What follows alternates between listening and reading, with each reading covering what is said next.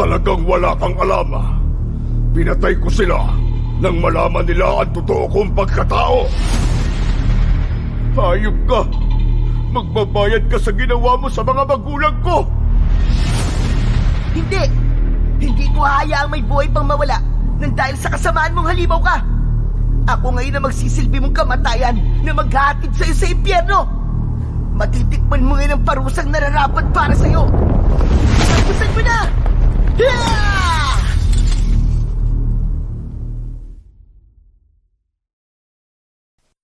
Magandang araw po sa inyong lahat at sa mga giliw kong tagapakinig. Sa araw na ito ay mapapakinggan po natin ang buhay ng mag-amang magsasaka na may mutya ng lintang palay. Ang 10 taong gulang na batang si Arnold ay mahilig pumatay ng mga linta.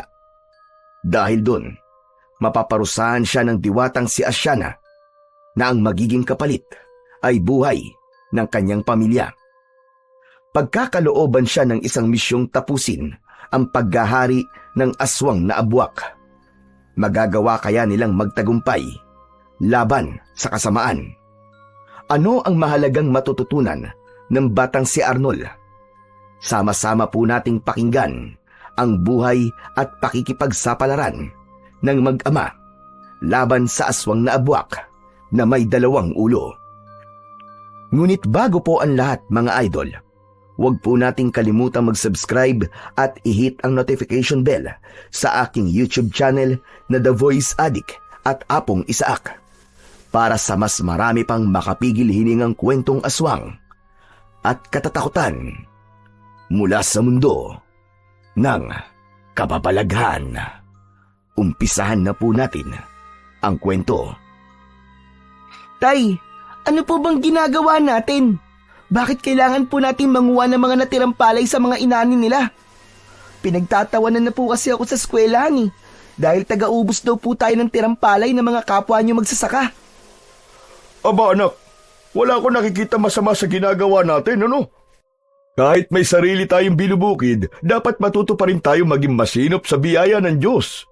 Nakikita mo ba ang pinupulot nating sanga ng palay? Hindi ba't isang subo mo na rin yan kapag nailuto na yan at naging kanin?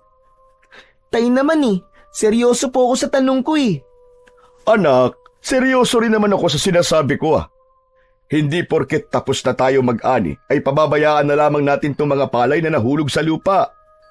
Hindi ako mahihiyang ipakita sa ibang tao ang ginagawa natin. Dito kayo binubuhay. Marangal ang hanap buhay kong to at masaya ako sa ginagawa ko. O bakit? Nahihiya ka ba, anak? Ikinahihiya mo ba ang trabaho ni tatay? Medyo po. Tinutokso po kasi nila ako, tay. Nahihiyaan na po ako Pinagtatawanan po nila ako palagi Hay nako. Alam mo ba, anak, sa lahat ng sinabi mo, diyan ako nasaktan. Ang pinakamasakit na salitang narinig ko mula sa iyo ay yung ikinahiya mo ang hanap buhay ko. Pasensya ka na. Mahirap lamang tayo. Hindi ko kayang ibigay ang marangyang buhay sa inyong magkakapatid. Kaya nga, magsikap kang mag-aral, anak, nang hindi mo maranasan kung gaano kahirap ang magtrabaho sa bukid. Tay, pasensya na po Pasensya na po sa mga nasabi ko. Hayaan niyo po at magsisikap po ako sa pag-aaral para mabigyan ko po kayo ng magandang buhay. Hindi naman mahalaga ang karangyaan, anak, o kahit na anong yaman sa lupa. Ang mahalaga, mayaman tayo sa pananampalataya sa dakilang lumikha. O sige na. Isilid mo na lang yung mga dalamong tangkay ng palay at ako narito. Umuwi ka na at tulungan mo na lamang ang nanay mo sa gawaing bahay. Isa pa, masyadong masakit sa balat ang sikat ng araw. Sige na, mauna ka nang umuwi.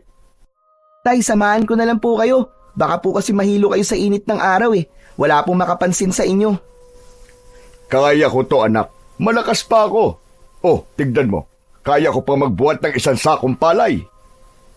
Pero tay, aray! O bakit, Arnold? Napano ka? Tay, ang katipo ng binti ko. Maapdi po. Dako, baka mamaya niyan meron na nakadikit na linta. Tignan mo. Linta?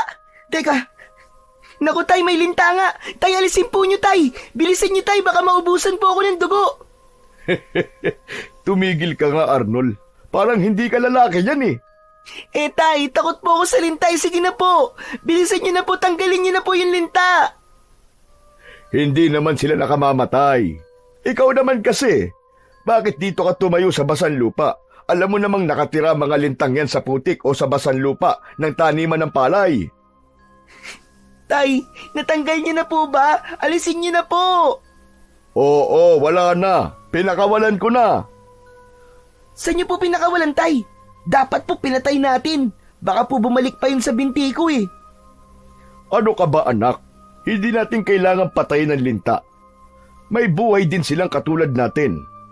Alam mo ba na may kasabihan ng mga magsasaka dito sa baryo ng Aldano? Kapag pumatay ka raw ng lintang palay, ay mamalasin ka raw sa buhay. Parurusahan ka ng mga simbayo at madadamay pa ang pamilya mo. Simbayo? Ano po bang simbayo, tay? Ang simbayo ay ang mga diwatang nagbabantay sa mga linta at halaman tulad ng palay, saging at saka kung ano-ano pang mga bunga na may kinalaman sa pagkain ng mga tao.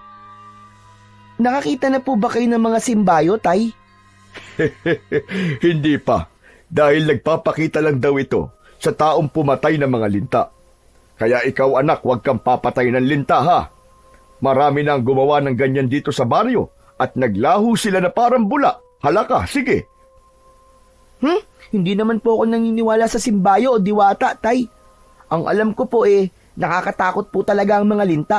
Kasi sumisip-sip po sila ng dugo ng tao. Ay nako ang batang ito, bahala ka na nga. Basta tandaan mo sinabi ko ha. Huwag mo silang papatayin. Huwag kang papatay ng linta at ng kahit na ano pang buhay. Dahil may silbian lahat sa ating kalikasan. Kasi naman tay, nakakadiri po sila eh. Ang dami ng dugong umaagos sa binti ko. Tignan nyo tay. Sigurado po ba kayong wala tong kamandag? Wala anak, dahil likas lang talaga sa mga linta ang tumira sa palayan. Sige na. Kailangan na muna natin durugin o giikin ang mga palay sa paa natin bago tayo pumunta sa ilog para magpalutang ng palay.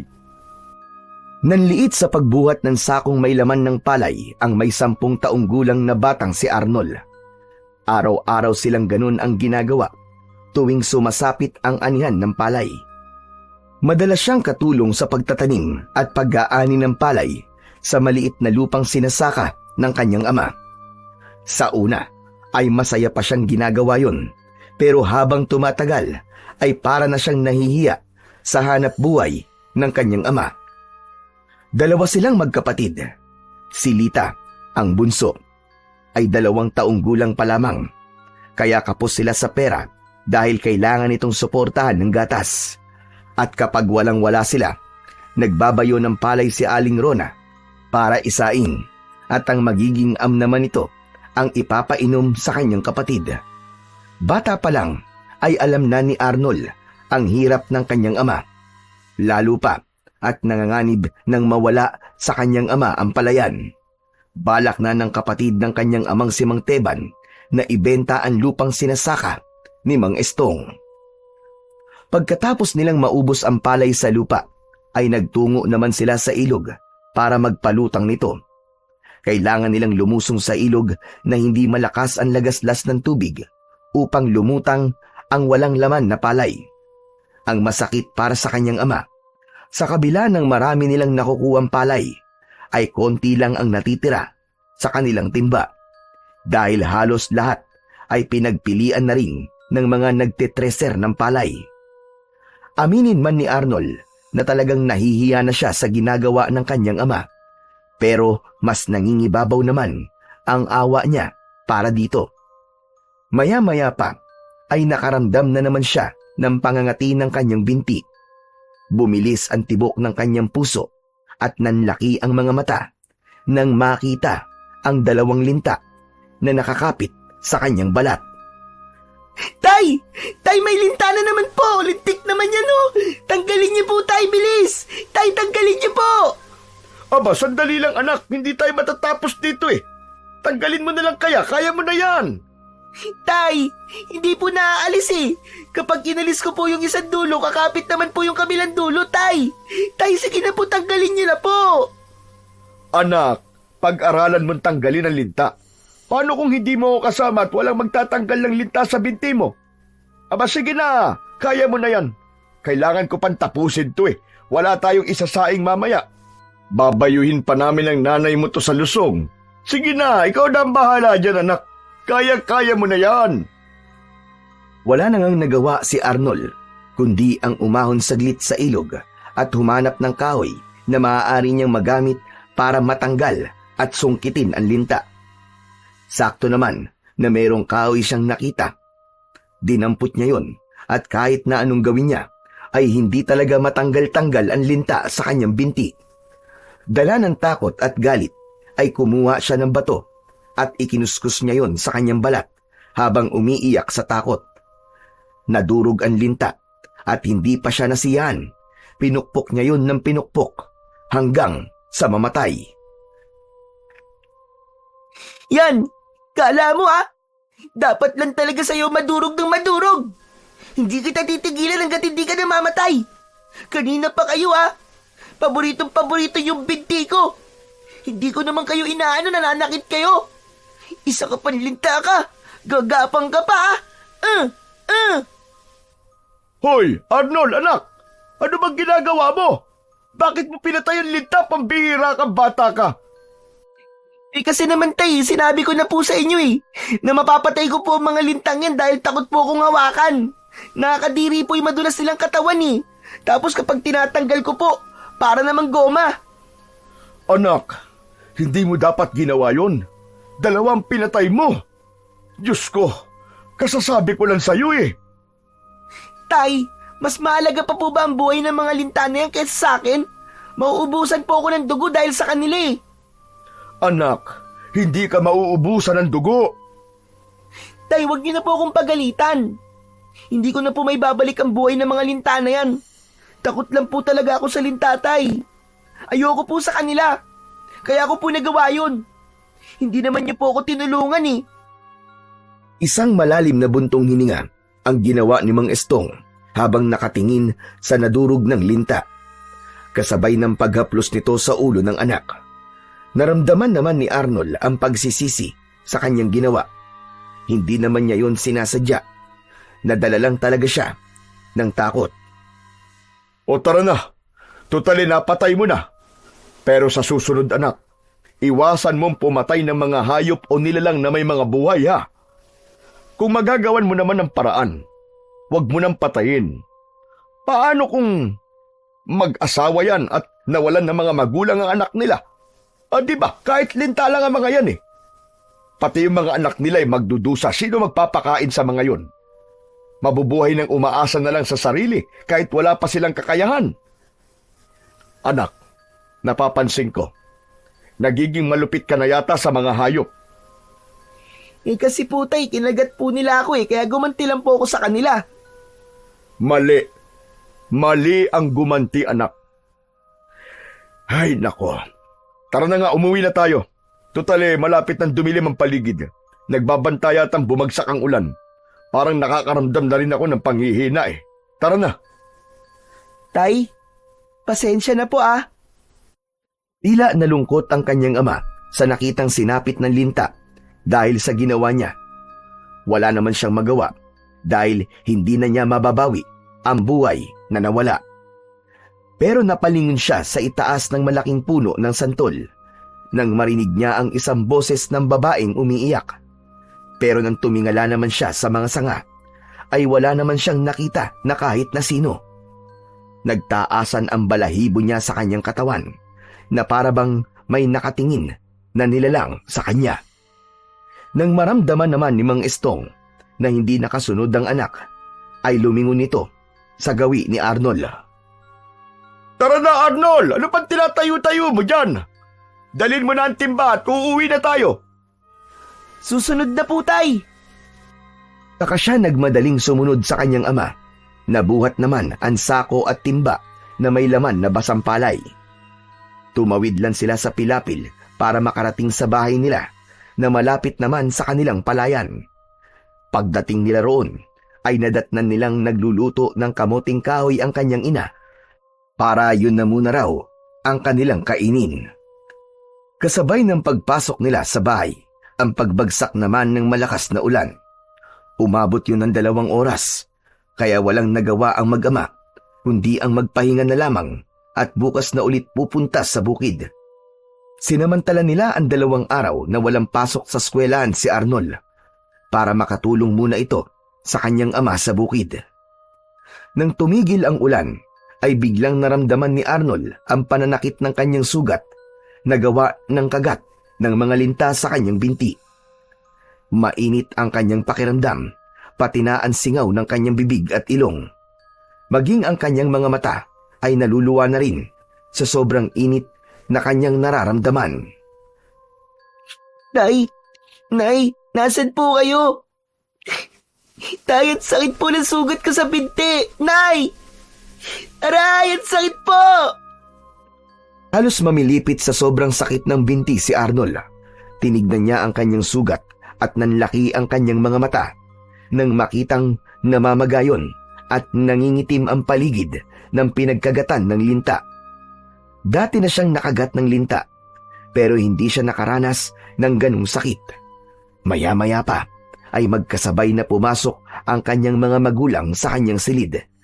Bakas sa muka ng kanyang ama at ina ang pagtataka nang makitang hawak niya ang kaliwa niyang binti. Tay! Ang sakit-sakit po, tay! Ang sakit! Para po may tumitibok-tibok sa loob ng binti ko. At mainit po ang singaw ng aking katawan, tay! Aray ko! Aba, ano bang meron sa'yo, Arnold? Kanina lang ay ayos ka pa naman ah. Tay, ang binti ko po. Masakit na masakit po talaga ang sugat ko sa paa. Sandali, patingin nga ako. Ito po, tay, tignan niyo po. Dahil lang po yan sa kagat ng linta kanina eh. Patingin nga. Aba, Diyos ko, Rona, ang anak natin. Malaki na kagad ng sugat sa binti. Anong klaseng linta kaya nakakagat sa'yo at sumugat ng ganyan? Ang pangkaraniwang linta ay konting pamamagalang tapos ayun na. Wala na. Pakiramdam ko rin po. May lagnat na rin po ako, tay. Aray, ang sakit. Nagmamadaling lumapit si Mang Estong sa anak at hinipo ang noon ni Arnold. Bumakas ang pagtataka sa mga mata ng kanyang ama at napatitig sa kanyang muka.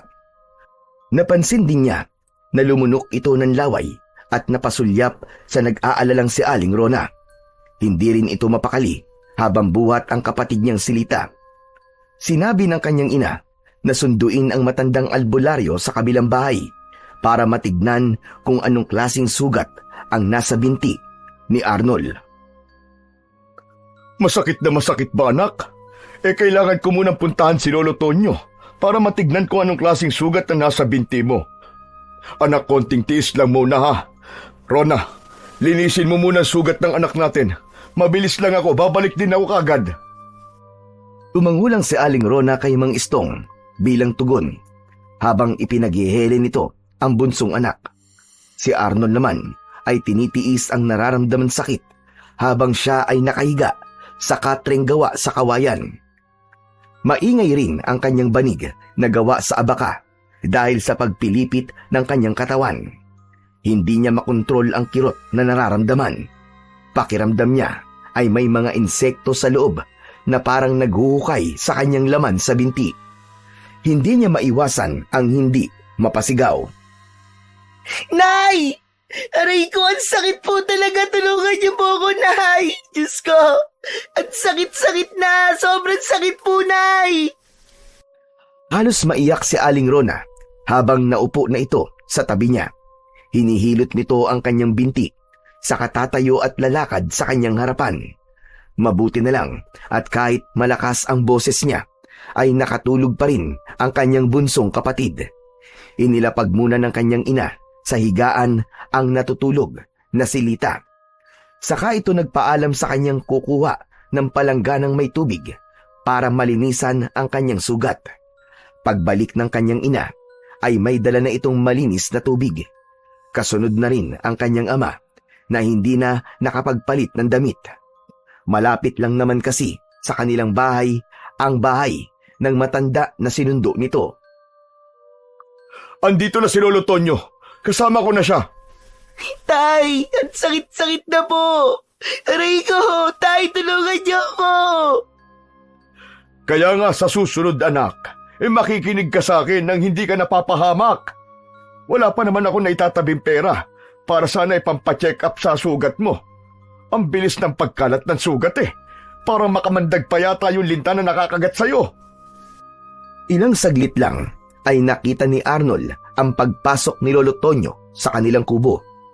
May dala itong isang kulay itim na bote na mula sa sinaunang tandway.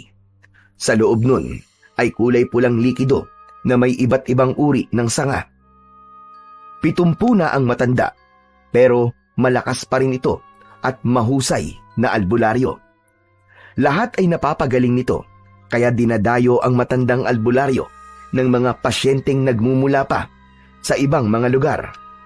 Ang matandang si Lolo Tonyo ay ang albularyong gumagamit ng lintang palay para manggamot. Kaya malalaman ito kung anong klasing linta ang nakakagat sa kanya. Mabisang gamot din ang linta sa masasakit ang buto o arthritis. Ganon din sa pagdaloy ng dugo. May kakayahan daw yung pumigil sa pamumuo ng dugo para maiwasan ang stroke. Ilan lang ito sa mga kakayahan ng linta na magpapagaling ng karamdaman ng tao. Kaya napaatras si Arnold nang makita ang matanda dahil iniisip niyang baka gamitin sa kanya ang mga linta. Malakas ang kanyang kaba nang ito ay tumabi na sa kanya at pinalinisan ang kanyang sugat sa kanyang ina. Agad na kumilos ang kanyang ina para sumunod naman sa utos ni Lolo Tonyo. Alisin mo muna rito si Lita, Rona. Baka lapitan ng anak mo ng masasamang espiritu na nakasunod sa akin. Binuhat ni Aling Rona ang anak nitong bunso at inilipat yon sa kabilang silid. Binuksan naman ni Mang Estong ang bintana ng kanyang kwarto bago muling nagmasid sa ginagawa ng matandang albularyo. Mang Tonyo, kanina naman po ayos pa ang binti niya. Kinagat lang po siya ng linta kanina sa tabing ilog at yan na po kagad ang nangyari sa kanya. Patingin nga ko, Arnold. Eto po, Lolo. Talagang masakit na masakit po talaga ang sugat ko. Aray! Teka, abay hindi ganito ang kagat ng linta. Para lang yun kasi laki ng dulo ng pako na didos. Saka nangingitim ang paligid ng sugat mong bata ka. Ano ba ang ginawa mo? Ano ba ang itsura ng linta? Yung ano lang po, yung pangkaraniwang kulay lang po ng linta. Yung kulay itim. Ang mahirap pa niyan, Lolo Tonyo. Pinatay ng batang yan yung 2 linta. Ang tigas ng ulo Hindi nakikinig sa akin. Nailog ba ka mo? Diyos ko, bilisan mo, Estong. Kumuha ka muna ng bao at lagyan mo ng baga. May dala naman ako ritong insenso at kabangyan. Kumakalat ang lason sa kanyang sugat hanggang sa maputulan siya ng binti. Kaya bilisan mo. Tay, ayoko po. Ayoko po mawala ng binti, Lolo. Tulungan niyo po ako. Gamutin niyo na po ang sugat ko. Kahit ayaw mong mawala ng binti, wala ka magagawa. Kasi ikaw ang nagkamali. Ang nakakagat sa iyong binti ay isang linta. Pero hindi basta-bastang linta lang. Sana'y mali ako ng hinala. Dahil kung hindi, mapuputol ang binti mo sa oras na hindi ito magamot. Ano? Mapuputol ang binti ko? Ayaw! Anong klaseng linta po ba ang kumagat sa akin? Diyos ko ka, bata ka. O Estong, tatayo ka na lang ba dyan? Bilisan mo na! Takalang kumilos si Mang Estong papunta sa kusina para ihanda ang lahat ng kakailanganin ni Lolo Tonyo. Halata sa kilos ng kanyang ama ang pag-aalala sa mga narinig nito mula sa matanda. Samantalang si Arnold naman ay hindi na mapakali. Nag-aalala siyang baka maputulan siya ng binti. Kasalanan niya kung bakit nangyayari yon sa kanya. Marami ang mga nilalang na hindi natin nakikita at nagbabantay lang sa ating mga galaw. Lalo na kapag may napakialaman ka sa kanilang mga alaga o gamit. Kaya dapat nag-iisip ka muna bago ka gumawa ng aksyon. Sa nakikita kong dahilan kung bakit nangyayari yan sa'yo, ay dahil pinatay mo ang alaga ng isang diwata. Diwatang kulay itim. Sana nga, binti mo lang ang kunin niya. Mas nakakatakot kung buhay mo rin ang kukunin niya o buhay ng mga mahal mo sa buhay. Napahagulgol ng iyak si Arnold dahil sa takot sa sinabi ni Lolo Tonyo. Ayaw niyang mawala ang kanyang mga magulang at ayaw niya ring mawalan ng binti. Ilang saglit lang ay bumalik na ang kanyang ama na si Mang Estong na nagmamadali pa sa paglapit sa matanda. Hanggang ngayon ay hindi pa rin ito nakakapagpalit ng damit dahil sa pag-aalala nito sa kanya. Maya-maya pa, si Aling Rona naman ang sumilip sa pinto. Naluluha itong lumapit sa asawa habang nakatingin sa ginagawa ng matandang albularyo. Nasa sulok lang ang dalawa, samantalang si Lolo Tonyo ay nagsimula ng maglagay ng tawas sa bao at pumikit ng mariin. Saka bumubulong sa hangin habang ang kaliwang kamay ay napapatungan ng baong umuusok. Ang kanang kamay naman ng albularyo ay nagtataboy naman sa usok papunta sa binti ni Arnold. Naramdaman niya ang paggalaw ng kung anong insektong nasa loob ng kanyang binti. Kaya naman, napasigaw na naman siya dahil sa sobrang sakit. Pagkagmalikot, iho.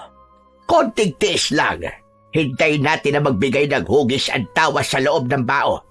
Saka lang natin malalaman kung ikaw nga ay napaglalaruan ng mga simbayo o ng isang diwatang malupit.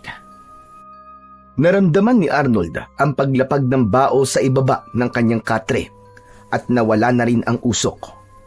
Kumuha ng kahoy ang matanda at sinuri kagad kung ano ang nilalang na nagalit sa kanyang ginawa. Mabuti na lang po pala at bigla pong naalala ni Rona na ipatawas po muna sa inyo sugat ng aming anak.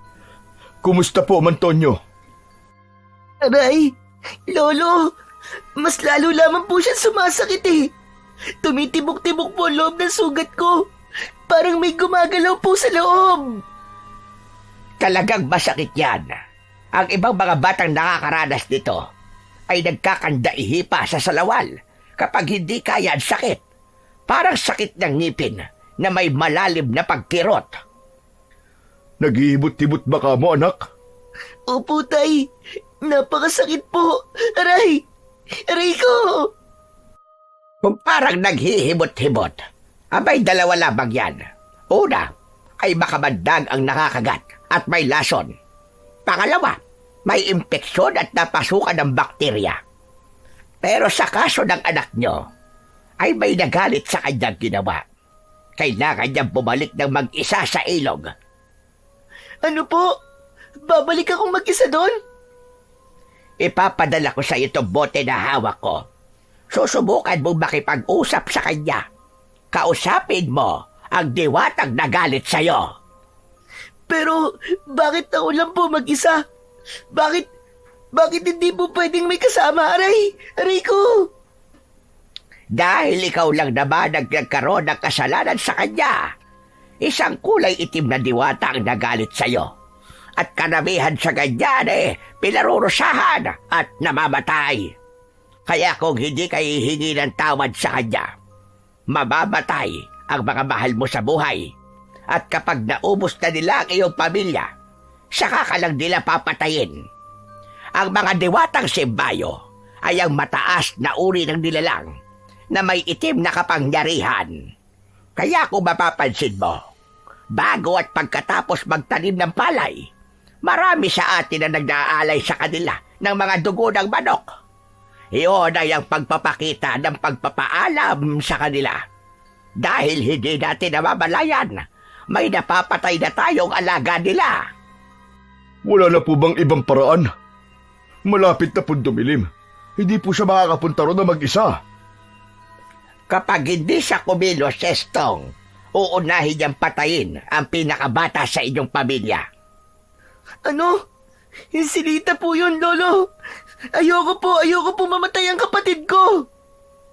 Wala ka ng ibang pagpipilian, Arnold.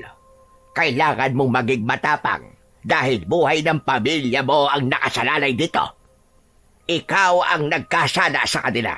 Natural na ikaw lang ang haharap nito at hihingi ng tawad sa kanya. Sa ngayon, ay lalagyan ko muna ng langis ang sugat mo para pansamantala mawala ang pananakit nito. Malalaman mo kapag nasa paligid mo ang diwata, kapag tumindi ang sakit ng sugat mo. Jack na nasa harapan mo na siya. Kung minsan, hindi sila nagpapakita sa tao. Kung minsan naman, nagpapakita sila kapag may gusto silang ipagawa sa'yo. Diyos ko, yan ang nga ba sinasabi ko, nakita mo na anak? Hindi ako nagkulang ng pagpapaalala sa'yo. Walang masama na hindi ka naniniwala sa mga diwata. Pero sana, sinunod mo na lang ang sinabi ko nang hindi to nangyari sa'yo. Ang tigas kasi ng ulo mo, hindi ka marunong makinig. Hindi ko naman po alam na magkakaganito ako, tay. Sorry na po. Ang lintang panay ay makamandag, lalo na kung ito ay alaga ng isang makapangyarihang diwata. Dalhin mo itong langis. Itaas mo ito sa ere at lilikha ito ng liwanag na magiging hudyat ng pagtawag sa kanya. Mag-iingat ka. Dahil sa gagawin mo, maaaring maraming nilalang ang lalabas kung sakaling magkabali ka sa lugar na pupuntahan mo. Ano pong ibig niyo sabihin, Lolo Tonyo?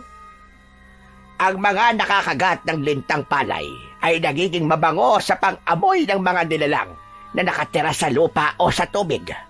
Kaya kailangan mong maging maingat. Pero hanggat hawak mo ang bote na yan, hindi sila makakalapit sa'yo. Halos hindi na humihinga sa pag-aalala si Arnold nang marinig niya ang sinabi ng matanda. Napansin din niya na nawawala na ang sakit ng kanyang binti. Tinanggap niya ang bote at niyakap yun. Saka siya napatingin sa gawi ng kanyang ina na kanina pang umiiyak sa tabi ng kanyang ama. Taklob ng palad nito ang bibig na yakap ng ama sa balikat. Bakas ang pag-aalala sa muka ng mga ito bago siya muling tumingin kay Lolo Tonyo. Sige na, habang maliwanag pa ang paligid, tandaan mo ang lahat ng mga sinabi ko at mag-iingat ka, iho. Tay, Nay, ipagdasal niyo po ako, ha? Huwag kang mag-alala anak, manalig ka lang. May awa ang Diyos, hindi kanya pababayaan. Mag-iingat ka Arnold ha, at mahal na mahal ka namin. Hindi ako aalis hanggat hindi ka darating. Ipapaunawa ko sa iyo lahat bago kita tuluyang gamutin. Yumakap sa kanya ng mahigpit ang kanyang mga magulang. Halos ayaw siyang bitiwan ng kanyang ina. Takot na takot itong baka hindi na raw siya makabalik ng buhay, na agad namang sinaway ng kanyang ama. Babalik ang anak natin, Rona. Ano ka ba? Huwag ka magsalita ng ganyan. Babalik po ako. Walang mangyayaring masama po sa akin, Nay. Kasalanan ko po ito kung bakit nararanasan ko po ito. Alam ni Arnold kung gaano kahirap para sa kanyang mga magulang ang gagawin niyang pagharap sa diwata na dati ay hindi niya pinaniniwalaan. Ngayon ay alam na niya na nagkamali siya at dapat niyang harapin yun. Mabigat ang mga hakbang ng paa nang maglakad siyang muli sa pilapil na daanan o palayan. Habang ang paligid ay nagsisimula ng dumilim, halos mabing siya sa ingay ng kulisap sa paligid habang ang tibok ng kanyang puso ay mabilis din. Hindi pa man siya nakakalapit sa ilog na malapit sa kanyang kinatatayuan, ay parang may nakita na siyang isang nilalang na umahon mula sa ilog na kanilang pinagpapalutangan ng palay. Nagtago siya sa makapal na halamang gubat at sinilip kung ano ang bagay na nakita niyang lumabas sa ilog. Halos manlaki ang kanyang mga mata nang makita ang nakakatakot na nilalang. Dahil mag-aagaw dilim at liwanag, malinaw niyang nakikita ang itsura ng nilalang. Isang taong bayawak na may 2 ulo ang nakita niyang nakatanaw sa bahay nila. Halos maiyak siya sa takot habang nagtatago sa halaman. Mapupula ang mga mata nito na ang huni ay parang tunog, ak-ak. Isang uri yun ng nilalang na sa kwento lang niya naririnig. Abwak! Bakit may abwak sa lugar namin? At malapit pa sa tirahan namin. Diyos ko, anong klaseng nilalang ang abwak na may dalawang ulo? Hindi ako maaaring matakot. Kailangan kong ituloy ang paggarap sa diwatang nagparusa sa akin. Hinintay ni Arnold na umalis ang nilalang sa gitna ng palayan para itong may hinahanap na nagtatalo pa ang dalawang ulo. Kung saan ito pupunta. Ilang saglit pa ay biglang lumubog ito sa lupa sa mismong gitna ng kanilang palayan. Saka siya patakbong lumapit sa ilog na pinanggalingan nito. Maigpit niyang hawak ang boteng ibinigay sa kanya ng matandang albularyo. Habang ang kanyang takbo ay halos hindi na lumapat ang kanyang mga paa sa lupa para lang makarating kagad sa ilog. Humihingal na napatingala siya sa punong tiningala niya bago siya umalis kanina. Saka lang niya nakita ang bakas ng paa ng abwak hanggang sa ilog na madalas na kanilang tinatambayan kapag nagpapalutang sila ng palay. Itinaas niya ang kanyang kamay sa ere habang hawak ang bote. Lumitaw ang liwanag ng bote dahil sa refleksyon ng tubig sa bote. Nakita niya ang anino ng bote at kita ang sanga na parang kumulo yun kasabay ng matinding pagkirot ng kanyang sugat. Indikasyong nasa harap na niya ang diwatang kailangan niyang makausap. Mahal na diwata o simbayo, patawarin niyo po ako sa nagawa ko po kanina. Hindi ko po sinasadyang patayin ng linta na alaga niyo. Natakot lang po talaga ako sa linta eh. Patawarin niyo na po ako. Alisin niyo na po ang sumpa o parusa sa aking binti. Mahal na diwata, patawad po. Paano mo nalaman na pinarusahan nga kita, bata? Inilinga ni Arnold ang kanyang paningin sa paligid nang marinig niya ang maganda at malamig na boses ng isang babae. Para yung umaalingaw-ngaw sa kanyang pandinig na para bang nasa ilalim siya ng lupa. Hindi ko nagustuhan ang ginawa mong pagpatay sa mga alaga kong inutusan ko para iligtas kayong mag-ama kanina. Siguro naman ay nakita mo ang nilalang na lumabas sa ilog na to. Opo, mahal na diwata, patawarin niyo po ako. Hindi ko po sinasadya. Hindi ako marunong magpatawad sa mga batang matitigas ang ulo. Ginamit ko ang kapangyarihan ko sa iyong ama para ipaunawa sa iyo na huwag kang papatay ng mga alaga ko katulad ng linta. At ang ginawa mo kanina ay napakasakit para sa akin dahil sila ang kaya kong utusan para iligtas kayo. Dahil kung natagalan pa kayo, ay maaaring mapahamak na kayo dahil sa nilalang na nakatira dito sa tubig. Mahal na diwata, handa po akong pagbayaran ng kasalanan ko. Hindi ko po alam na inililigtas niya lamang po pala kami para ilayo po sa halimaw na yun na nakatira sa ilog. Pero anong ginawa ko? Pinatay ko pa ang mga linta na inutusan nyo. Handa po akong pagbayaran na nagawa kong kasalanan, mahal na diwata. Kahit buhay ko pa po maging kapalit. Huwag niyo lang po sasaktan ang pamilya ko. Nagmamakaawa po ako sa inyo, mahal na diwata. Bata, sigurado ka ba sa sinasabi mo? Mahal na diwata, Arnold po ang pangalan ko. Handa po ako magbayad sa buhay na nawala sa mga alaga niyo, mahal kong diwata. Ako si Diwatang Asyana. Nakulong ako sa ilog na to dahil sa isang parusa nang patayin ko ang lalaking pumatay sa mga magulang ko nang mag-anyo ang mga ito na isang linta. Pareho lamang tayo ng nararamdaman, subalit magkaiba tayo ng dahilan. Ako na nakulong dahil sa sakim na hari ng mga abwak. Gusto niyang makuha ang aking kapangyarihan para maghari sa lugar na ito at gawing alipin ang mga tao. Kung ganun po, mahal na diwata, Tatanggalin niyo na po ang parusa niyo sa akin? Oo, tama ka.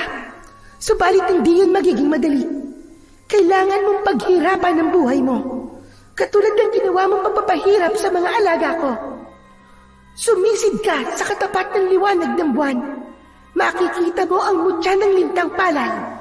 Sa oras na makuha mo yon, kailangan mo ang dugo ng iyong ama para sa pagbibigay ng bisa sa mutya na matagal nang hindi nagagamit. Bakit po? Ano pong gagawin ko sa mutya? Magkakaroon ka ng misyon. Yun ang kailangan mong tuparin para makalaya sa parusang ibinigay ko sa iyo. Hanggat nakakulong ako rito, wala akong kapangyarihang bawiin ang parusa. Kaya kailangan mo munang labanan ang hari ng mga aswang. Mahal na diwatang Asyana, kailangan ko po ba talagang gawin yun? Oo. Puksain mo ang dumaraming mga aswang na abwak sa lugar na ito para matahimik ang kalikasang binabantayan ko. Pangalawa, ay labanan mo ang hari ng mga abwak para makalaya na ako sa sumpang ibinigay niya sa akin. Ngunit mag-iingat ka dahil kapag namatay ka, mamamatay rin ako dahil ang buhay ko ay konektado sa butyang lintang palay. Kaya kahit hindi tayo magkasama, ay maririnig mo pa rin ang aking tinig at magkakaroon ka ng kakayahang makipag-usap sa lahat ng uri ng hayop sa paligid mo. Tandaan mo, kapag suot mo ang mutya, mawawala ang sugat sa iyong binti at sa oras na mabigo ka, ang buong mong pamilya ay kasama mong mamamatay. Parang may tinik na biglang bumaon sa kanyang lalamunan nang marinig ang tinig na yon ni Diwatang Asyana. Kasunod ang paglitaw ng liwanag sa kanyang harapan na ang hugis ay isang napakagandang babae. Lumulutang ang buhok nito sa hangin na parabang nasa ilalim ito ng tubig. Ang mga mata nito ay tila nangungusap na parabang naiiyak. Malakristal ang mga mata nito na kasing liwanag ng sikat ng buwan. Malungkot ang mukha nito na nakatingin sa kanya. Sige na, bilisan mo. Hanapin mo ang mutya sa tubig sa kinatatayuan mo bago pa bumalik ang hari ng mga abwak. Isuot mo kagad sa iyong leeg at kailangan mong umuwi sa bahay niyo para gawin ang ritual na sinasabi ko. Gamitin mo ang karayom sa mutya na siyang kukuha sa dugo ng iyong ama. Ipatak mo ang dugo niya sa bato. Madali mong makikita ang mutya dahil kapag natatapatan ito ng liwanag ng buwan, ay nagkakaroon din ito ng kanyang sariling liwanag. At higit sa lahat, hugis linta ang bato na may taling kulay itim. Hindi binitiwan ni Arnold ang hawak niyang bote nang sumisid siya sa ilog. Ilang beses siyang nagpaikot-ikot sa ilalim ng tubig para mahanap ang sinasabi nitong mutya. Hindi nagtagal ay nakita niya ang nakakasilaw na liwanag sa ilalim ng tubig. Sa tulong ng liwanag ng mutya ay napansin niya na ang ilalim ng ilog ay punong-puno ng mga bungo ng tao, pati na ng kalansay ng mga nagiging biktima ng aswang na abwak. Kinilabutan siya sa kanyang mga nakita dahil tila kakaiba ang halimaw na kanyang kakalabanin. Naramdaman ni Arnold ang kwintas sa kanyang kamay at nakalaylay ang palawit nito sa kanyang palad nang umahon siya sa tubig. Sige na, umalis ka na, Arnold. Bilisan mo. Nararamdaman ko ang presensya ng halimaw. Isuot mo yan sa leeg mo. Huwag kang mag-alala. Mananatili ako sa isip mo kahit hindi mo ako kasama. Sasapi ang diwa ko sa mga nilalang na malapit sa'yo. Tandaan mo, konektado ako sa buhay ng mutya at sa may hawak nito. Maraming salamat po sa tiwala, Diwatang Asyana. Kahit natatakot, ay isinuot pa rin ni Arnold ang kwintas. Subalit, hindi niya inaasahan na may mararamdaman siyang kakaiba sa mutya. Sumakit ang kanyang ulo na parabang yun ay binibiyak. Makakaramdam ka ng sakit, ngunit saglit lang dahil papasok ang kapangyarihang taglay ng mutya sa iyong isipan upang malaman mo kung paano mo gagamitin ang mutya. Hindi nga nagtagal ay nawala ang pananakit ng kanyang ulo. Sa halip ay malinaw ang kanyang paningin at nararamdaman niya ang mga nilalang na nasa kanyang paligid. Ngayong taglay mo na ang mutya ng lintang palay. Magkakaroon ka ng sandata sa iyong mga kamay sa oras na may nilalang na a-attack sa iyo. Sige na, saka mo na lang malalaman ang ibang kakayahan ng mutya sa oras na magawa mo na ang sinasabi kong ritual. Malalaki ang mga hakbang ng paa na umalis sa lugar na yon si Arnold. Ngunit pagdating niya sa gitna ng bukid ay natigilan siya sa kanyang paglalakad. Nanigas ang kanyang mga tuhod at namumula ang kanyang mga matang nakatingin sa dalawang nilalang na abala sa pagkain ng kalabaw ni Mang Teban. Hala, kung ganun, ang mga aswang na to ang kumakain ng mga alagang kalabaw na madalas ay natatagpuan ng mga taong wakwak ang tiyan at nawawala ang laman loob. Diyos ko, wala kaming kaalam-alam na may mga ganitong nilalang pala ang pumapatay at unti-unting umuubos sa mga alaga naming kalabaw. Nagtago pansamantala si Arnold sa pilapil ng palayan habang nakasilip siya sa dalawang abwak na magkasalong kumakain ng karne ng kalabaw. Tila nagsusubuan pa ito habang humuhuni na parang sa paniki at tigdalawa nitong mga ulo ay parang nag-aaway pa kung sino ang unang kakagat sa puso ng kalabaw. Pakiramdam ni Arnold ay hindi na siya humihinga ng mga oras na yon. Kaya lang, bigla siyang natigilan ng sabay-sabay ang mga ito na napatingin sa kanyang gawi. Tila naramdaman ng mga ito ang kanyang presensya. May nakakita sa atin. Mahal ko, habulin siya. Hindi siya maaaring makatakas. Naku po, nalintikan na, nakita nila ako. Diyos ko, hinahabol na nila ako. Mabilis ang mga akbang na sinubukan ni Arnold na tumakbo sa kakahuyan upang mailigaw niya ang mga aswang na abwak. Hindi siya maaaring magpunta sa bahay nila dahil baka mapahamak ang kanyang pamilya. Tila mauud itong dumaan sa ilalim ng lupa habang hinahabol siya at kapag lumilitaw ay nagmimistulang pinaghukayan ng ulingan ang lugar na lalabasan ng mga ito. Galit na galit ang aswang na nagsasalita dahil katulad ng sinabi sa kanya ni Diwatang Asyana ay maririnig niya ang mga boses ng bawat nilalang sa kanyang paligid. Hindi napapansin ni Arnold na mabilis din ang takbo niya na parabang isang kidlat. Kaya nahirapan sa kanyang humabol ang mga aswang. Nagtago muna siya sa makapal na halamang may nakaharang na puno ng kahoy. Sapat na yon para hindi siya maamoy ng aswang dahil nagtago siya sa mabahong dahon ng amarilyong gubat. Ilang saglit lang ay narinig naman niya ang yabag ng mga paa ng aswang at ang mga kuko nito ay tila kumukuskus sa masukal na daan.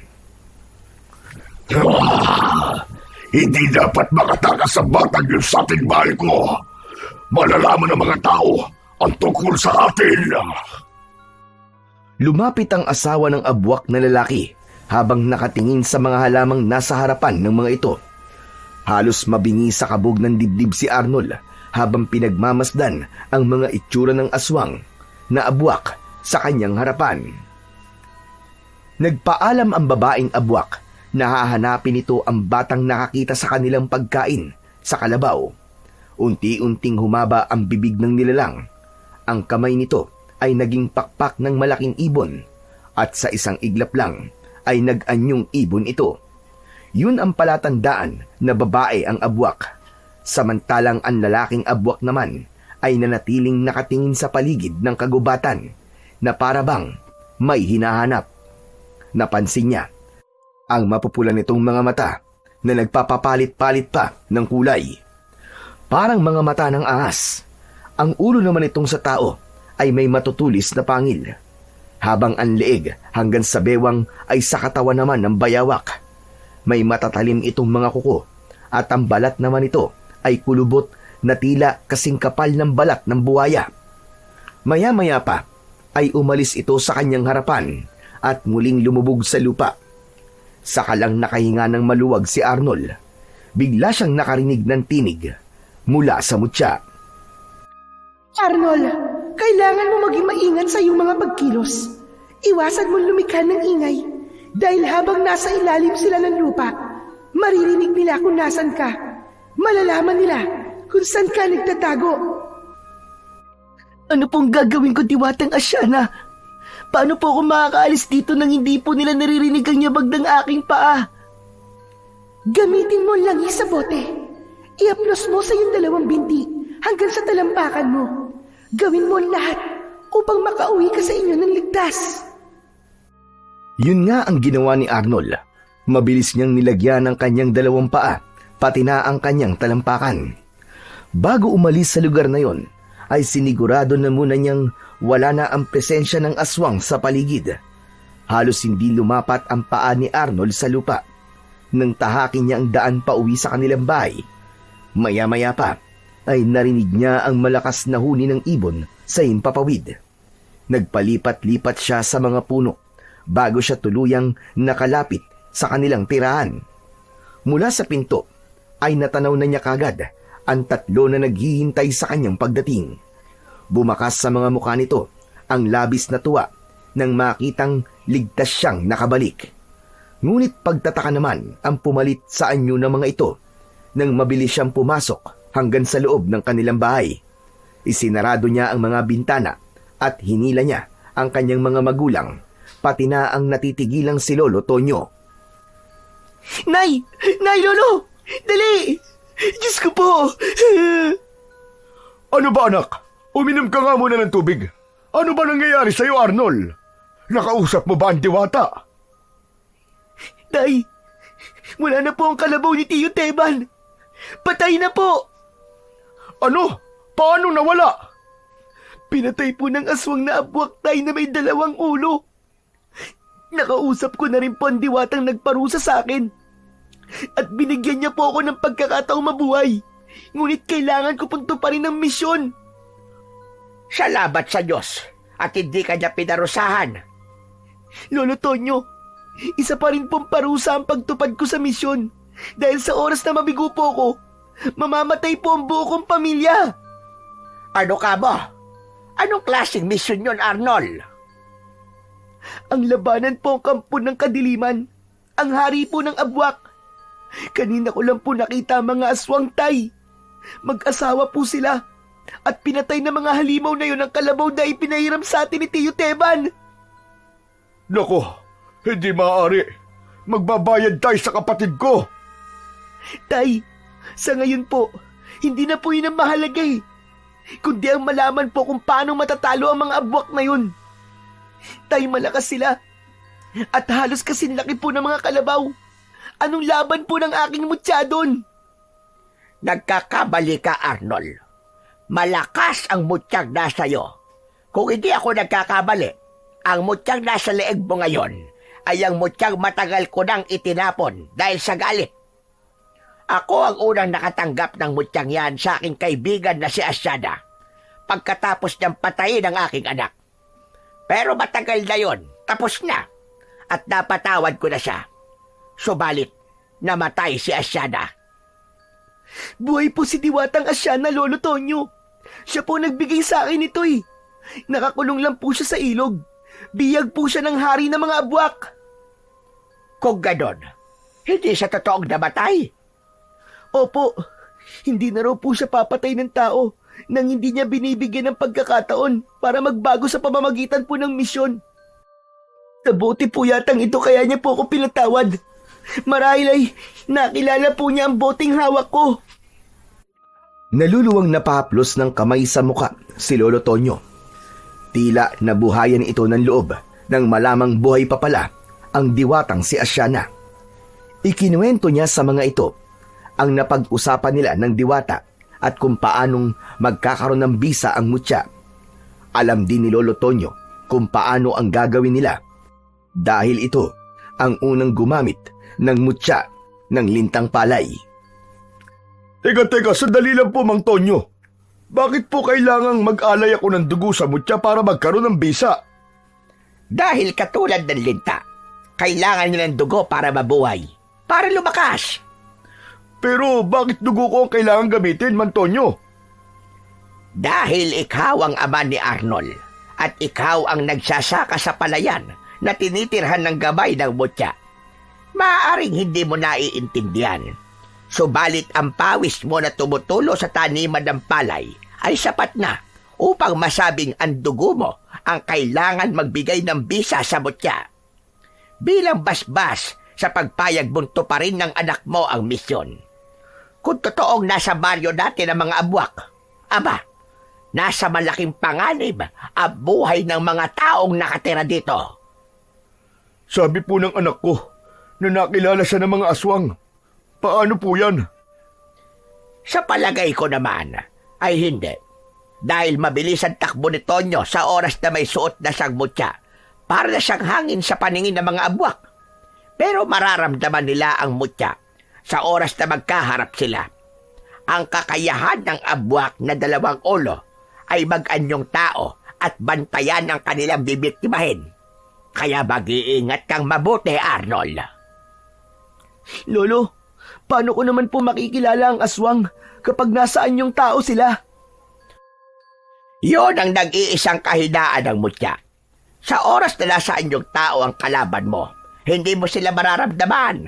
Pero ikaw, mararamdaman ka nila. Kaya kailangan mong talasan ang iyong pakiramdam. Lalo na kung may lalapit sa iyong tao na hindi mo kilala. Tama siya, Arnold. Tama siya.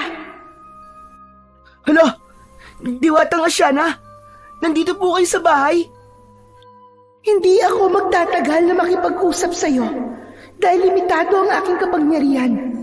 Makinig ka kay Tonyo. Pakisabing maraming salamat at pinatawad niya na ako. Ipinarating niya kay Lolo Tonyo ang sinabi ni Diwatang Asyana. Pagkatapos ay nagsagawa na sila ng ritual para sa pagbibigay bisa sa mutya. Hindi nagtagal ay napatakan na yon ng dugo ni Mang Estong. Nakita niyang nagkulay pula ang bato at lumitaw ang liwanag sa kanyang kwintas, pati na ang paglitaw ng isang uri ng espada na kagaya ng palay. Tigkabila ang tulis nito na kasing talas ng blade. Ikaw lang, Arnold, at ang aswang na abwak ang nakakakita sa liwanag ng mutya. Pati na sa sandatang nasa kamay mo. Kung hiniling ni Diwatang Asyana na patayin ang aswang para makalaya siya, nangangahulugang yun na marami na ang nabibiktima ng mga aswang at nagpaparami na ang mga ito ng kanilang mga alagad. Pero wala naman po kami nababalitang nabibiktima ng aswang, Mang Tonyo. Pero ako ay meron ng nababalitaan, Estong. Dahil hindi sila rito nang bibiktima. Sa karatig baryo sila pumapatay dahil ang nais nila ay maitago ang kanilang gawain upang makapamuhay sila ng malaya sa lugar natin nang hindi sila pinaghihinalaan ng mga tao.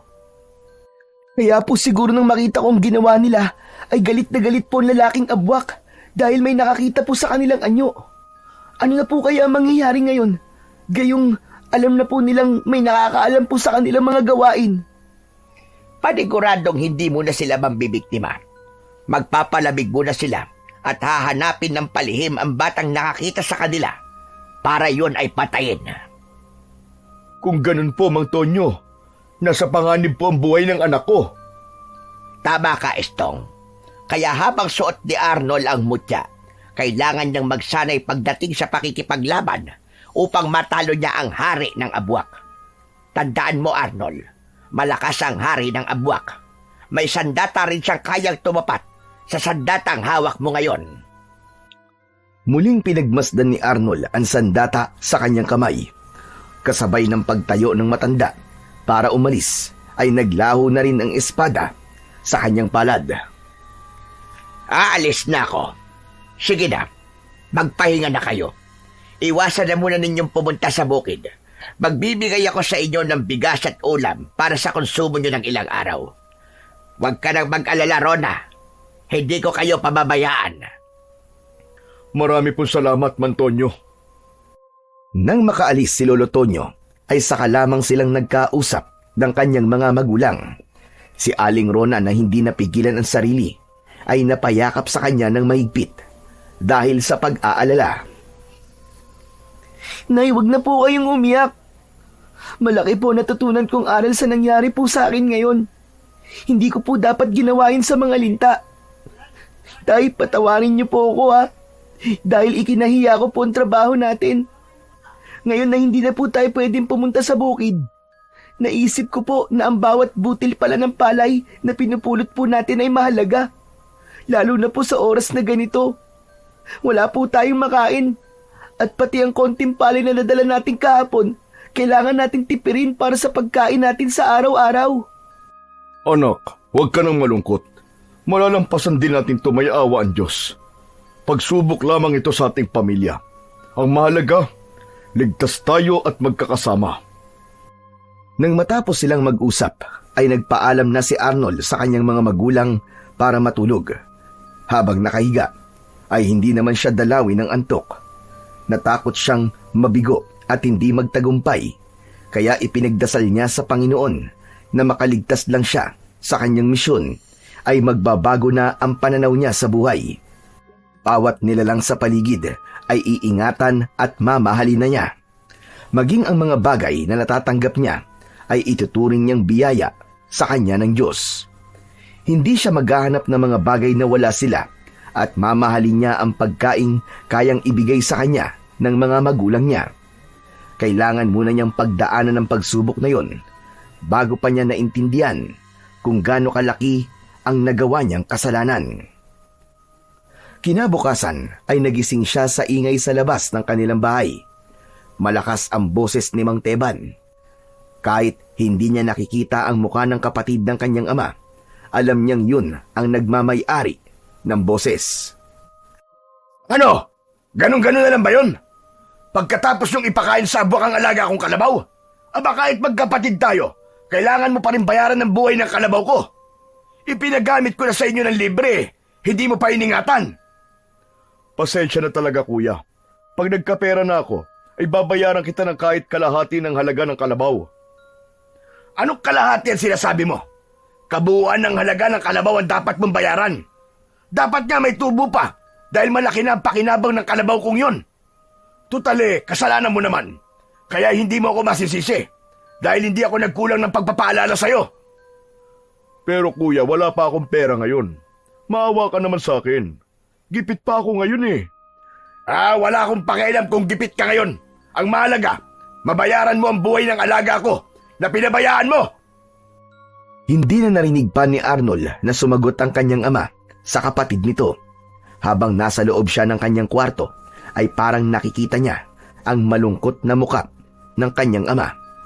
Parang pinipiga ang kanyang dibdib ng mga oras na yun dahil sa awa niya sa kanyang ama. Sa isip niya ay talaga bang may ganong klase ng kapatid na kayang manggipit ng kanyang kadugo. Masakit isipin na buhay ng kalabaw ay ipagpapalit nito maging ang buhay ng kanyang ama. Bukas na bukas din ang gusto ko. May pambayad ka na sa akin. Aba, mahiya naman kayo sa asawa ko. Alaga niya ang kalabaw na yun.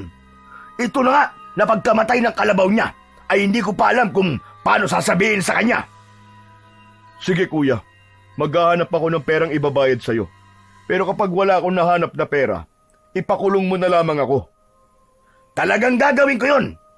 Ako na nga ang nakatulong eh, parang ako pang masama. Wala naman akong sinasabing ganyan kuya. Wala lang talaga akong maibibigay na ganong kalaking halaga na hinihingi mo. Aba, parang 30,000 piso lang eh nahihirapan ka. Magpasalamat ka nga eh, konti lang ang hinihingi kong bayad sa'yo eh. Hay nako, makaalis na nga. Umiinit lang lalo ang ulo ko. Nakita ni Arnold na umalis na ang kanyang tiyo sa harap ng kanyang ama. Nanghihina itong napaupo sa upuang gawa sa tabla na kahoy at habol ng tingin ang papalayong kapatid. Kasunod naman ang paglabas ng kanyang ina na niyakap ang asawa dahil sa awa dito. Naluluwa siyang makitang nagkakaganon ang kanyang mga magulang. Kung may magagawa lamang siyang tulong sa mga ito, ay tutulong siya. Mabawasan lamang ang hirap na dinadala ng kanyang mga magulang. Ang ipinagtataka lang ni Arnold, madalas ay ganun ang kanyang tiyo sa kanyang ama. Hindi ito magandang makipag-usap sa kanyang ama na para bang hindi nito kapatid. Bukod pa ron, madalas din may nakakaaway ang kanyang tiyo Teban dahil sa kaso rin ng pagkamatay ng mga alaga nitong kalabaw. Pagkatapos ay hihingan ng bayad ang mga taong nanghiram dito ng kalabaw. Alam naman niyang ang 30,000 piso ay doble sa presyo ng halaga ng kalabaw. Ngayong alam na niya kung ano ang totoong dahilan ng pagkamatay ng mga kalabaw sa kanilang baryo, ay napapaisip siyang bakit ang alagang hayop lang ng kanyang tiyuin ang binibiktima ng aswang. Huwag kang mag-alala, Rona. Hindi naman ako nagulat nang pumunta rito si Kuya. Alam kong mangyayari yun. Nagsalita ang kanyang ina habang nakaupo na ito sa tabi ng kanyang ama. Sinabi nitong nagtataka na ito sa nangyayaring sunod-sunod na pagkamatay ng mga alagang hayop ng kapatid. Dahil lahat ng yun ay hinihingan nito ng sobrang bayad sa tunay na halaga ng kalabaw. Hindi makapaniwala si Aling Rona na pati ang asawa ay makakaranas din ng ganung problema. Manghihiram na muna ako kay Mantonyo. Baka may naitatabi siya. Tinutulan yun ni Aling Rona dahil nahihiya na raw ito sa malaking utang sa matanda. Idagdag pa pati ang utang na loob ng mga ito sa tulong na ginagawa ng matanda para kay Arnold. Kaya ang mabuti raw na gawin ay lumipat sila ng ibang bahay at ibayad ang mismo nilang tirahan. Aba, hindi naman pwede yun, Rona. Alam mo namang minana ko pa ito sa aking ama. Kaya ko to. Kahit na anong mangyari, hindi ko isusuko ang bahay. Nasa kanya na ang aking palayan. Pati ba naman bahay mapupunta pa sa kanya? Hindi na nakatiis si Arnold. Lumabas na siya ng kanyang silid at lumapit sa kanyang mga magulang. Mas lalo siyang naawa sa kanyang ama nang makita ang pamumugto ng mga mata nito. Nagising ka ba sa ingay ng tiyo mo, anak? Huwag mo na lamang pansinin yun. Kaya ko namang masolusyonan ito. Tay, bakit po ganun si Tiyo Teban? Parang hindi niya po kayo tunay na kapatid. Ang totoo niyan ay hindi naman talaga anak. Hindi siya totoong anak ng aking mga magulang. Tinulungan siya ni tatay nang ito'y matagpuan sugatan dyan malapit sa ilog. Ang masakit nga, dyan din natagpo ang patay ang aking ina at nawawala ang aking ama. Hanggang ngayon, iniisip ko na baka buhay pa siya. Pero ang sabi, meron daw nakatirang buhaya sa ilog na yan. Kaya imposible raw na buhay pa siya. Tila tumigil ang oras nang marinig ni Arnold ang sinabi ng kanyang ama. Nagulat siyang hindi nga niya totoong tiyo si Mang Teban. Kaya pala ganun kagaspang ang ugali nito pagdating sa pakikitungo sa kanyang ama. Tungkol naman sa pagkamatay ng kanyang lolo at lola, para bang may iba siyang naramdaman nang mabuo sa isip niya ang isang hinala. Magsasalita pa sana si Arnold nang makita niya ang nagliliwanag na paru-paro na dumapo sa balikat ng kanyang ama. Alam niyang yun ang gagamitin ni Diwatang Asyana para siya ay kausapin. Huwag kayong mag-usap tungkol sa aswang dahil malakas ang pandinig ng mga abwak. Baka malaman niyang ikaw ang batang nakakita sa kanilang ginawa kagabi. Maraming salamat po, Diwatang Asyana, sa pagpapaalala niyo po sa akin. Aba, sinong kausap mo, anak? Bakit mo tinawag na Diwatang Asyana ang paru-parong nasa balikat ko? Tay, kasama po sa kakayahan ng mutya ko ay ang makausap ang mga nilalang na hindi po nakikita ng mga tao. Pati na po ang ibang hayop sa paligid. Yun ay sabisa po ng limitadong kapangyarihan ni Diwatang Asyana para balaan ako sa mga gagawin ko. Totoo ba yung sinasabi mo, anak? Ang boses na yon ay nawala nang muling lumipad ang paru-paro, paalis sa loob ng kanilang tahanan. Yun ang isa sa mga kakayahan ng diwata, ang makipag-usap sa pamamagitan ng mga hayop. Sana lang ay hindi narinig ng hari ng mga abwak ang kanilang mga pinag-usapan. Buong araw hanggang kinabukasan ng hapon ay nagsanay sa pakikipaglaban si Arnold, lalo na sa paggamit ng kanyang sandata. Sa tulong ni Lolo Tonyo ay nagawa niya ng maayos ang mga kailangan upang matalo ang puwersa ng kadiliman. Ngayong natuto ka na sa paggamit ng sandata mo, Arnold, kailangan mo ng kumilos para harapin ang hari ng Abwak na may hawak kay Diwatang Asyada. Talaga po bang magagawa ko silang labanan, Lolo? Magtiwala ka lamang sa iyong sarili at sa iyong kakayahan. Alam kong magtatagumpay ka sa pakikipaglaban sa hari ng mga aswang. Aba, tignan mo nga naman kung sino nandito sa bahay ng kapatid ko. Isang matandang nagkukunwaring albularyo. Niloloko ang pamangkin ko. Kumusta, tanda? Parang may binabala kayong masama. Gusto nyo bang tulungan ko kayo? Sabay na napatingin sina Lolo Tonyo at Arnold sa gawi ni Mang Teban na bigla na lamang lumitaw sa kanilang likuran.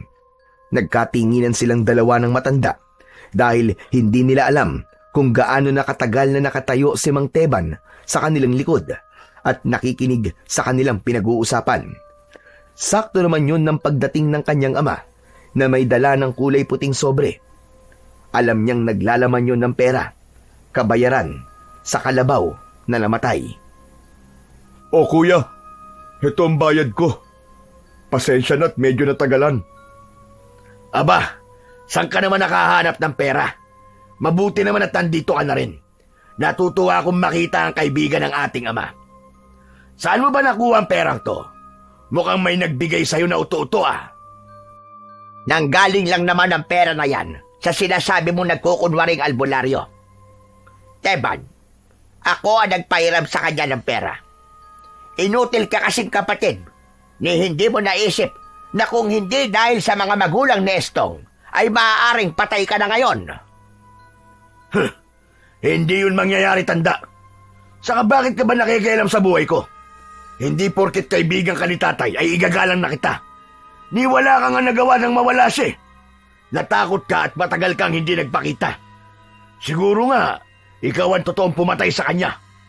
Saka huwag ka magmalaki ah. Dahil alam naman natin ikaw ang dahilan kung bakit namatay ang iyong anak na si Daniel. Walang nagawa ang sinasabi mong mutya. Teka.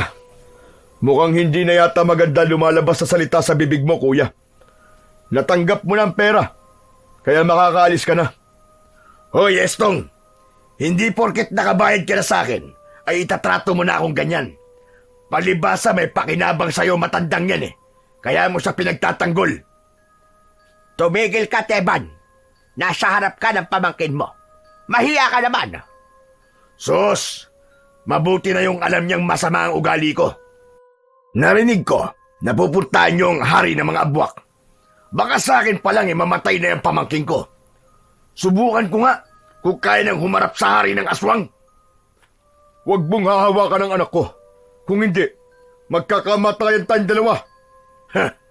Hindi ko naman siya hahawakan eh. Ang abwak ang bahalang pumatay sa kanya. Kung ganon, alam mo tungkol sa mga aswang na abwak, kuya? Abay, oo naman. Hindi naman mahina ang isip ko na agaya nyo. Kaya lang, madiskarte ako. Kaya heto, buhay pa rin ako. Nagkakapera pa nga ako dahil sa kanya. Gusto ko lang masubukan ang ipinagmamalaking sandata ng aking pamangkin. Saka parang ang ganda ng suot niyang kwintas ah. Pwede bang mahiram yan? Hindi magandang biro ang sinasabi mo, Teban. Sa tono ng pananalita mo, iisipin kong ikaw ang hari ng mga aswang. Hari ng aswang? Mukhang tumatanda ka na nga, Tonyo. Kung sa bagay, alam ko na walang laban ng batang yan sa hari ng abwak. Sige na, itatabi ko na tong pera. Meron kasi akong pagdiriwang na gagawin mamayang gabi. Ang totoo nito, nauna nang pumunta sa handaan si Nalita at Trona. Ngayon lang, pinapunta ko sila. Ano? Anong ibig mo sabihin pumunta na sila? Anong klaseng pagdiriwang sinasabi mo? Basta, pumunta na lang kayo. Sorpresa nga eh. Pumunta ka na rin, Lolo Tonyo.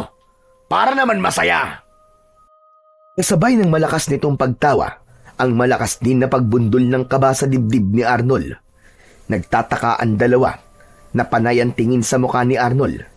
Hindi sila makapagsalita at hindi nila alam kung bakit kailangan nilang pumunta sa sinasabi nitong pagdiriwang. Pero kailangan ni Arnold na pumunta sa ilog, kaya nagpasya siyang andalawa na lamang ang pumunta sa bahay ng kanyang tiyo para sunduin ang kanyang ina at kapatid. Masama ang pakiramdam ko sa tono ng pananalita ni Teban. Parang may mali sa kanya, Arnold. Wala ka bang napapansin sa kanya? Maliban sa malakas na kabang nararamdaman ko. Wala po, Lolo Tonyo eh. Pero bigla nga rin po akong kinabahan. Kinuha niya po si Nanay at Lita nang hindi man lang nagpapaalam sa atin. Diyos ko, parang nangyari na to. Paano pong nangyari na to, Tay? Ano pong ibig niyo sabihin? Ganito rin ang sinabi ni Kuya Teban bago nawala ang aking mga magulang at natagpuan ang aking ina sa ilog. Hindi kaya ang tinutukoy niyan lugar ay ang mismong ilog? Kung ganun, Tay, si Tiyo Teban po ang aswang. Siya kaya ang hari ng mga abwak. Hindi pa tayo sigurado sa mga napapansin natin.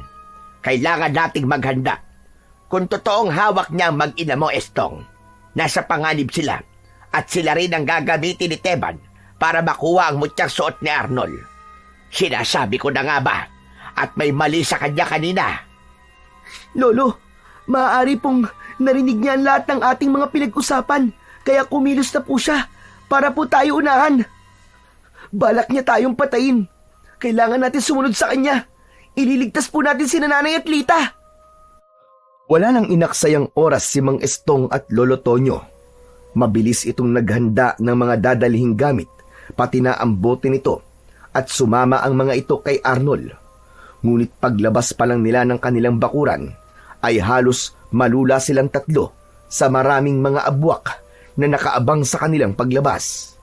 Si Mang Teban na nakatayo sa unahan ng mga ito ay nakangising ipinakita pa ang malademonyo nitong itsura. Isang nakakatakot na nilalang na may hawak na tridenteng nag-aapoy ang talim. Nakangisi itong nakatingin sa suot na kwintas ni Arnold, habang ang dalawang ulo nito ay walang tigil sa paggalaw. Ang buong akala ba ninyo ay hindi ko naririnig ang inyong mga pinag-uusapan? Alam kong alam na rin ninyo na ako ang aswang na pumatay sa mga alagang kalabaw at sa mga magulang kong hilaw. Hindi nila ako totoong minahal. Niloko lang nila ako. At alam mo yan, tanda, nang ipagamot nila ako sa'yo. Oo, tama ka. Ipinagamot ka nila sa akin dahil mahal ka nila. Hindi ko alam na ang totoong gagamutin ko pala ay isang halimaw. Talagang wala kang alam. Pinatay ko sila nang malaman nila ang totoo kong pagkatao. Halos magmakaawa sila na wag ko silang papatayin dahil gusto nilang makasama pa si Estong. Pero hindi nila ako binanggit. Nang mga sandaling yun, nalaman ko na hindi pala nila ako itinuturing na anak. Kaya nararapat lamang na patayin ko sila. Ayop ka! Magbabayad ka sa ginawa mo sa mga magulang ko! Huli na! Dahil mamamatay na kayong lahat, dudurugin ko kayo mismo sa mga kamay ko. Pag-aagawa ng mga laman loob nyo ng alagad ko at ang mag-ina mo, Estong, gagawin ko silang hapunan. Hindi! Hindi ko hahayaang may buhay pang mawala ng dahil sa kasamaan mong halimaw ka! Ako ngayon na magsisilbi mong kamatayan na mag-aatid sa'yo sa impyerno! Matitikman mo rin ang parusang nararapat para sa'yo! Katapusan mo na! Ha! Nagulat ang lahat sa biglang paglitaw ng malakas na liwanag sa buong katawan ni Arnold, pati na ang paglabas ng mahabang espada ni Arnold sa kanyang palad. Meron itong tigkabilaang talim. Tumalon siya ng mataas at malakidlat na umatake sa mga alagad ni Mang Teban. Tinamaan niya ang leeg ng isang abwak at nagulat si Mang Teban sa nakitang epekto ng sandata sa katawan ng abwak. Dahil mula sa sugat ng abwak ay lumabas ang libu-libong mga linta at ito mismo ang kumain sa katawan ng abwak. Hindi na nakagalaw ang aswang nang pagtulungan itong kainin ng mga gutom na linta. Parang mga pirana ang mga ngipin ng linta na umubos sa karne ng aswang. 1 segundo lang ang itinagal nun. Walang kahirap-hirap na naubos ang buto ng aswang. Umatras ang ibang mga abwak nang makita ang ginawa ng kapangyarihan ni Arnold. Pero hindi natinag ang hari ng aswang. Gamit ang umaapoy nitong tridente, ay sinunog nito ang mga linta na walang tigil sa paggalaw sa lupa.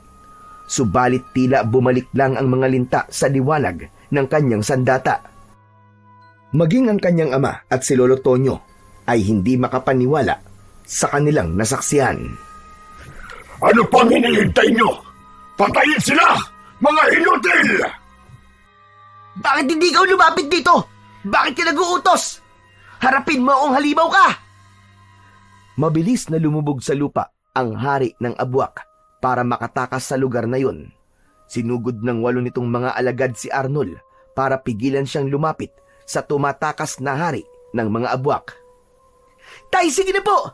Iwan niyo na po ako dito! Habulin niyo po si Manteban! Iligtas niyo po si Nanay at Lita! Susunod po ako! Mag-iingat po kayo, Tay! Mabilis ang naging pagtakbo ni Arnold para salubungin ang mga aswang na abwak para umatake sa kanya. Habang ang dalawa naman ay dumaan sa likod ng kanilang bahay para tumakas. Siya naman ay panay pa rin ang wasiwas ng kanyang espada sa mga kalaban at bawat tamaan ng kanyang talim ay bumabagsak ang mga ito sa lupa. Nagkikikisay ang katawan dahil sa sakit ng epekto ng kagat ng lintang lumalabas sa sugat ng mga ito. Isang nagliliwanag na linta ang nagsalita at narinig niya roon ang boses ni Diwatang Asyana. Nasa ilog ang hari ng aswang. Nakagapos ang iyong ina at kapatid. Balak niyang kunin ang mutya para makuha ang kapangyarihan ko. Bilisan mo, Arnold. Tapusin mo na sila. Malalaging sa panganib ang buong pamilya mo. Kasabay ng pagkawala ng boses ng linta, ay mabilis namang kumilos si Arnold para labanan ang 5 na abwak na natitira. Sinasalag ng mga ito ang kanyang sandata gamit ang mahahaba nitong mga kuko. Tila katumbasyon ng palakol sa sobrang bigat, kaya naman muntik siyang tamaan ng kuko ng mga ito sa kanyang katawan.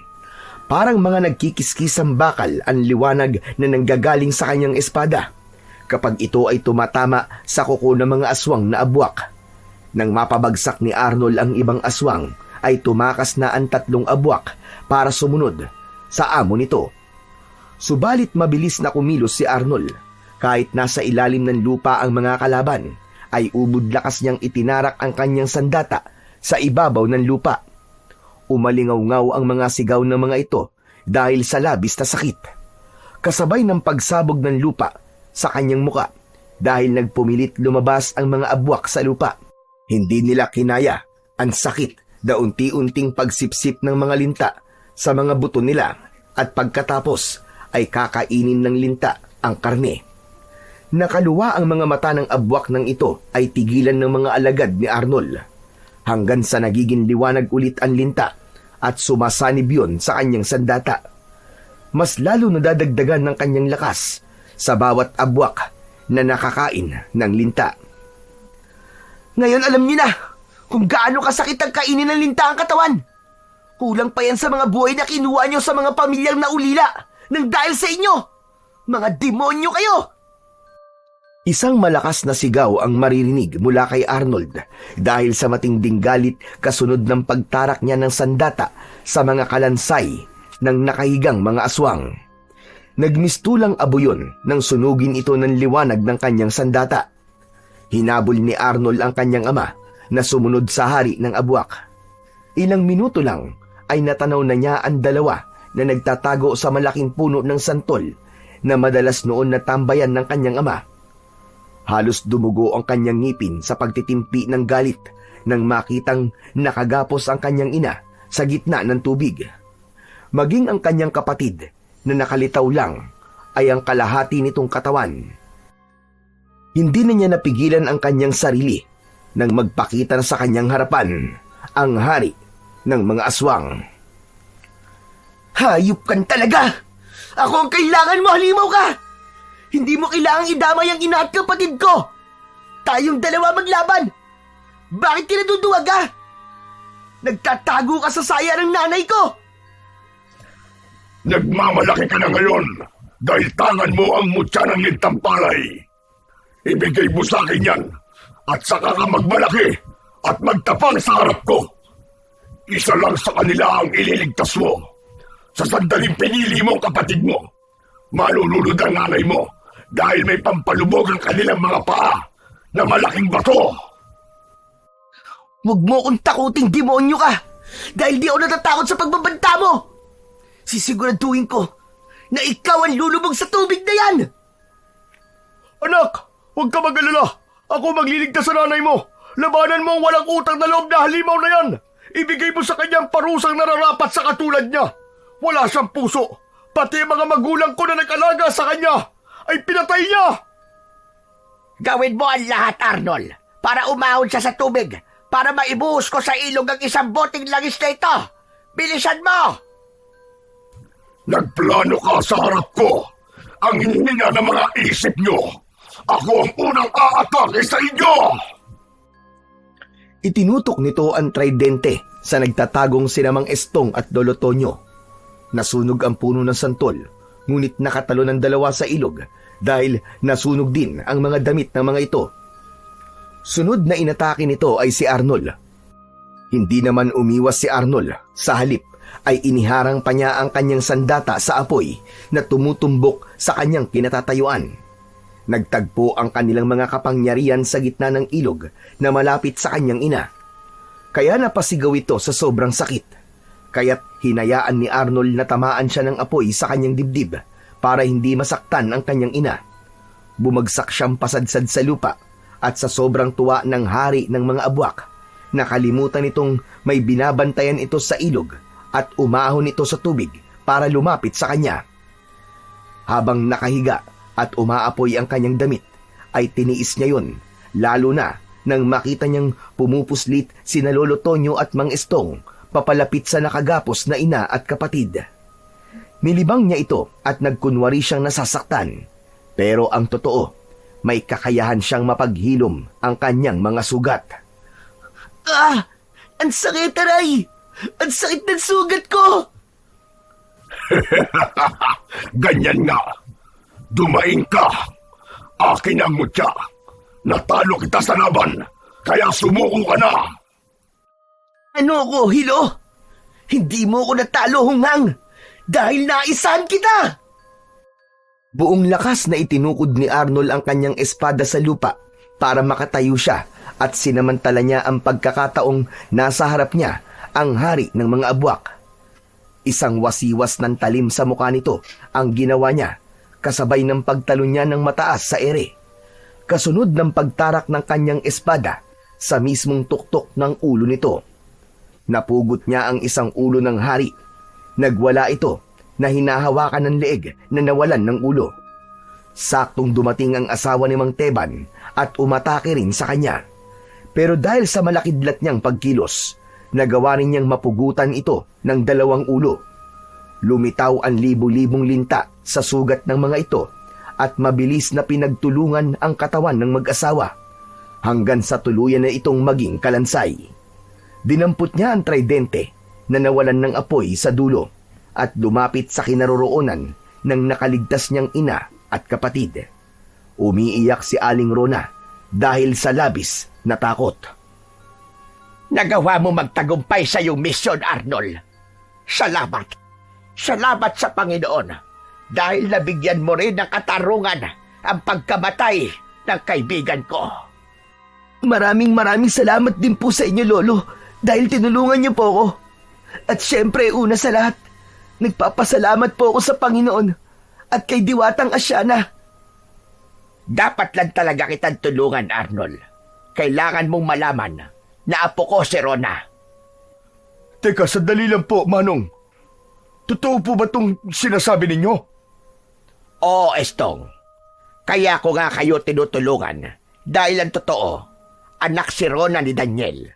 Nagkaroon kami ng kasunduan ng iyong ama na kayong dalawa lang ang dapat na magkatuluyan ng aking apo. Si Daniel ang lalaking pinatay di Asyana dahil sa pagpatay niya sa mga magulang nito. Ano po ang dahilan? At hindi niyo po sinabi sa amin ang buong katotohanan tungkol sa pagkatao niyo at ang tungkol kay Rona. Si Rona ang nakiusap sa akin na ilihim sa inyo ang tungkol sa akin dahil sa pagkamatay ng kanyang ama. Ayaw niyang madamay kayo sa parusa ni Diwatang Asyana. Kaya ganun na lamang ang iyak niya nang malaman niya ang misyon mo, Arnold. Nang mamatay ang anak ko dahil sa parusa ni Diwatang Asyana, natakot ako na baka pati si Rona ay madamay dahil sa kanyang ama. Kaya itinago ko siya sa kaalaman ni Asyana. Hindi ba't ang parusa ni Diwatang Asyana ay kamatayan sa lahat ng pamilya ng taong nagkaroon ng kasalanan sa kanya? Kaya yon ang dahilan kung bakit mas pinili naming itago ang buong katotohanan sa kaibigan kong Diwata. Kaya po pala, madalas kayong tumulong sa amin, Lolo Tonyo. Isang ngiti ang tinugon ni Lolo Tonyo kay Arnold. Maya-maya pa ay lumapit sa kanya si Aling Rona. Masaya itong yumakap sa kanya at humingi ng tawad sa pagtatago nito ng lihim tungkol sa matandang albularyo. Agad namang pinatawad ito ng kanyang ama at maging siya ay masaya nang nalaman niyang may lolo pala siya. Naramdaman ni Arnold ang pag-angat ng tridente mula sa kanyang palad papunta sa gitna ng ilog. Lumitaw ang nakalutang na nagliliwanag na magandang babae. Tuluyan nang nakalaya si Diwatang Asyana sa kapangyarihan ng hari ng mga abwak. Binabati kita sa tagumpay na nakamit mo, Arnold. Ipinaintindi mo sa akin ang kahalagahan ng pagpapatawad sa mga nagkakasala. Patawarin mo rin ako, kaibigang Tonyo, dahil pinarusahan ko ang iyong anak. Hindi ko naisip ang sakit na idinulot nito sa iyo bilang nag-iisang kaibigan ko. Lalo na sa iyo, Rona. Hindi ko sinasadyang saktan ang damdamin mo. Patawarin niyo akong lahat. Naranasan ko ang maparusahan nang makulong ako sa ilog na to. Napahagulgol ng malakas si Aling Rona. Damang-dama ni Arnold ng mga oras na yun ang sakit sa boses ng kanyang ina. Ngunit mas pinili nitong magpatawad dahil ang napatay ng kanyang ama ay pamilya ni Diwatang Asyana. Kasalanan ang pumatay ng mga nilalang sa paligid, lalong-lalo na ang mga nananahimik na hayop sa bukid. At aminado rin si Lolo Tonyo na totoong nagkasala ang anak sa mga magulang ni Diwatang Asyana. Nagkalamat man ang pagkakaibigan nilang dalawa, ang mahalaga ay natagpuan nila ang pagpapatawad sa pagkakamali ng bawat isa. Isang pagkakaibigan sinubok ng panahon at pagkakataon.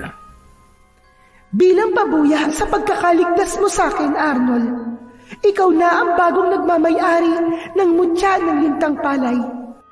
Maging aral sana sa iyo ang mga nangyari sa amin at sa mga hayop na nasaktan mo. Kami ang gawin mong halimbawa para hindi ka ulit magkamali. Salamat sa tulong mo. Malaya na ako at malaya na rin ang buong baryo sa mga kampon ng kadiliman. Tuluyan nang nawala sa kanilang paningin ang liwanag ni Diwatang Asyana.